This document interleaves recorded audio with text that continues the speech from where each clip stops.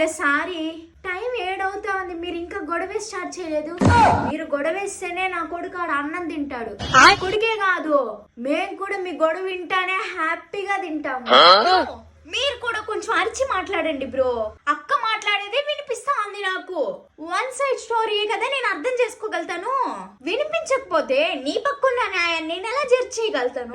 మీ ఇద్దరు వచ్చి హాల్లో వచ్చి గొడవ వేయండి.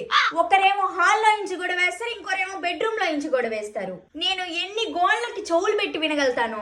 అరిచి అరిచి మాట్లాడండి. అక్క మీ అత్త ఎప్పుడు వస్తుంది? ఏంలే, మీ అత్త వస్తే కొంచెం మసాలా మొత్తం యాడ్ చేస్తుంది కదా. తర్వాత మీరు మాట్లాడుతూ ఉండేటప్పుడు తలుపు డమ్మని కొట్టద్దండి. మీరు చెప్పే డైలాగులు నా చూకి సరిగ్గా చాలలేకపోతా ఉండదు. తొందరగా గొడవ వేసేయండి. ఇంకోటి, మీరు గొడవ వేసుకొని విడిపోవద్దండి. ఎన్ని గొడవలున్నా ఈ ఇంట్లోనే గొడవ వేస్తా కలిసి ఉండండి.